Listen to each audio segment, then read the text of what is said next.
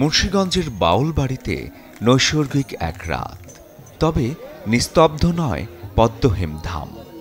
সেখানে বাজছে একতারা, আর মানুষ গাইছে লালনের গান।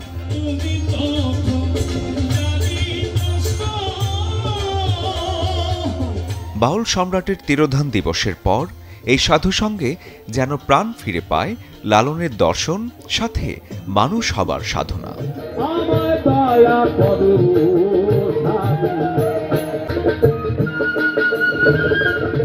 রাতভর চলে বাউল গান, সাথে তাল করতাল।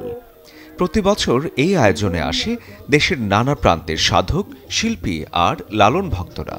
তাদের কাছে মহাত্মা লালন শুধু একজন গায়ক নন, তিনি এক জীবন দর্শন।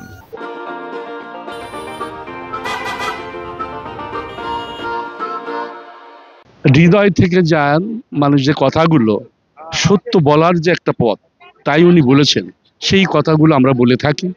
তিনি আসলে নারী পুরুষের যে ভেদাভেদ, জাতের ভেদাভেদ, তিনি সবকিছুকে ছাপিয়ে গেছেন। তিনি সবকিছুর বাইরে ছিলেন, ঊর্ধ্বে ছিলেন।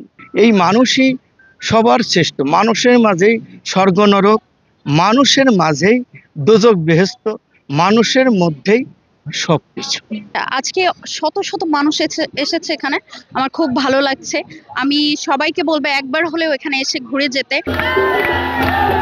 প্রকৃতির মাঝে গড়ে ওঠা এই পদ্মহেম ধাম লালন চর্চার এক প্রাণকেন্দ্র। বছর জুড়ে নানা আয়োজন থাকলেও তিরোধানের এই সাধু সঙ্গ ব্যতিক্রম, যেখানে ধর্ম নয়, মানুষই মূল সত্তা। সাইজির এই বাণীগুলাই পদ্মহেম ধাম থেকে বিভিন্নভাবে মানুষ, এই সব ইয়াং আসছে বাংলাদেশের সবাই, রাত্রে আরো মানুষ আসবে, তাদের কাছে এই মেসেজগুলো যাচ্ছে। লালন ফকিরের গান যদি আমরা মনোযোগ দিয়ে শুনি, তাহলে কিন্তু আমরা আসলে সমাজে খারাপ কাজ করতে পারবো না। এবারের সাধু সঙ্গের উদ্বোধন করেন অভিনেতা নির্মাতা আফজাল হোসেন। শুধু আনুষ্ঠানিকতাই নয়, বাউলদের সঙ্গে গেয়েছেনও তিনি, যেখানে মিশে গেছে শিল্পী আর সাধকের সীমানা। মানুষ ভজলে সোনার মানুষ হবে, এই একটি লাইনের মধ্যে কিন্তু পৃথিবীর যে শান্তি, সে শান্তির বাণী রয়েছে। যে মানুষ মানুষকে শ্রদ্ধা করুক, সম্মান করতে শিখুক। যত মানুষ মানুষকে অপছন্দ করবে, ততই কিন্তু পৃথিবী অসুন্দর হবে।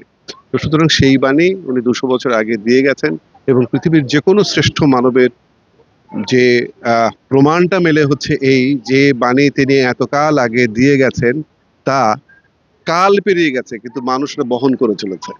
ধীরে ধীরে ধামের সুর ভেসে যায় উড়াল হাওয়ায়।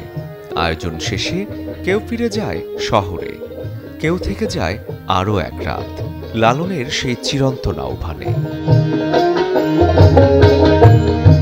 শরীফুল হক, চ্যানেল 24।